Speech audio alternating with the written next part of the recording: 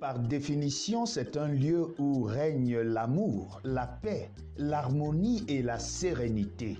Par définition. Car la réalité est tout autre aujourd'hui dans nos églises. Nos églises sont devenues le théâtre de la sorcellerie, le théâtre de la haine, de la division. Le lobbying y inscrit ses lettres d'or aujourd'hui parce que la politique dans nos églises bat son plein. La spiritualité, malheureusement, des membres est en déclin et Dieu est à la recherche des hommes et des femmes qui sont capables de rester droits dans leurs bottes et confronter l'Église contemporaine face à ces démons. Envolée spirituelle. Croissance spirituelle. Plus haut, plus loin, pour la gloire de Dieu. Shalom et bienvenue dans ce média alors que nous allons prendre cette nouvelle envolée spirituelle.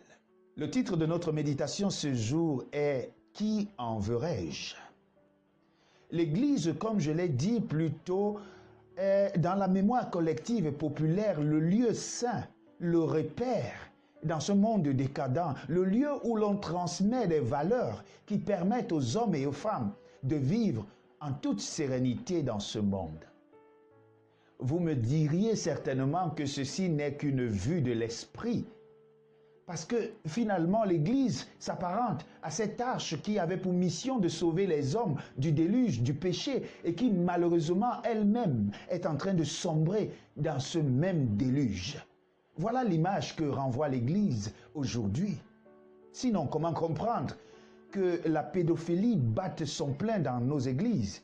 Comment comprendre que les hommes de Dieu soient ceux qui violent nos enfants? Comment comprendre que la politique, le clanisme, la guerre, la division puissent avoir cours dans nos églises? Comment comprendre que le lobbying et le trafic d'influence soient érigés tels une règle dans nos congrégations chrétiennes aujourd'hui? Un célèbre penseur disait « J'ai cherché le monde dans l'église, je l'ai trouvé. J'ai cherché l'église dans le monde, je l'ai également trouvé. » En fait, aujourd'hui, l'église semble ne plus se démarquer de ce qui se passe dans le monde aujourd'hui. L'église est à l'image de ce qu'est le monde aujourd'hui. Cela ne date pas d'aujourd'hui seulement, parce qu'à l'époque de Jésus, il a eu à faire face à cette dure réalité. Lorsque nous ouvrons nos Bibles dans le livre de Luc chapitre 19, à partir du verset 45 au verset 46, nous y trouvons ceci. Il entra dans le temple et il se mit à chasser ceux qui vendaient, leur disant, « Il est écrit, ma maison sera une maison de prière, mais vous en avez fait une caverne de voleurs. » C'est pertinent ce qui se passe dans ce temple. Le temple de Jérusalem était le lieu où l'on devait trouver des gens en prière. C'était le lieu où les âmes devaient se lever. C'était le lieu où on devait glorifier Dieu. Et pourtant, les hommes ont réussi à faire de ce lieu un repère de voleurs. Qu'en est-il aujourd'hui? L'Église ne sont-elles pas devenues des repères de miracles? Des endroits où il faille monnayer pour avoir la prière de l'homme de Dieu? Les églises ne sont-elles pas devenues telles des associations d'amis où se passent des négociations, des transactions financières? Les églises ne sont-elles pas aujourd'hui à l'image des entreprises boursières où l'on spécule avec l'argent, avec les donations des membres? Les églises ne sont-elles pas devenues aujourd'hui telles des partis politiques où chacun essaye de se hisser au rang le plus élevé?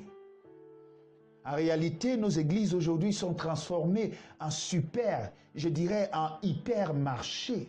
Et le Seigneur est à la recherche des hommes et des femmes qui seront capables de venir et de mettre de l'ordre. Oui, lorsque Jésus-Christ a remarqué que la maison de prière était transformée en une maison commerciale, le Seigneur Jésus est passé de la théorie à l'action. Il n'est pas monté sur une chaire pour prêcher la bonne parole. Il est descendu et il a dispersé ceux qui étaient là. Il a nettoyé l'église de Dieu pour que cette église revête sa mission première qui est de sauver les âmes. Mes frères, seriez-vous cette personne que le Seigneur essaye d'envoyer? Le Seigneur pose la question aujourd'hui, qui enverrai-je pour sauver cette église pour laquelle je me suis sacrifié, pour laquelle j'ai versé mon sang? Je voudrais, par la grâce de Dieu, que tu sois cette personne.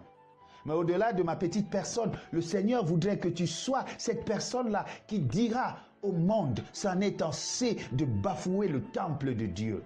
Par extension, votre corps est le temple du Saint-Esprit. Vous devez le tenir en rigueur. Vous devez être exemplaire. Essayez de vous enivrer, pas du vin, mais du Saint-Esprit. Que nos églises aujourd'hui soient remplies, pas du vin de la Babylone, mais du Saint-Esprit, pour que nous puissions tous porter les fruits dignes de la repentance. Si vous le voulez, alors faites cette prière avec moi. Notre Dieu, notre Père, pendant longtemps, nous avons transformé ton Église en un super et hyper marché. Nous te demandons pardon et donne-nous le courage, la force de la l'assainir pour te rendre gloire. En Jésus-Christ, nous t'avons prié. Amen. Mes frères, honorons le temple de Dieu. C'est le lieu de prière. C'est le lieu où le Seigneur Jésus veut nous bénir. Qu'il en soit ainsi dans nos vies. Shalom. Envolée spirituelle.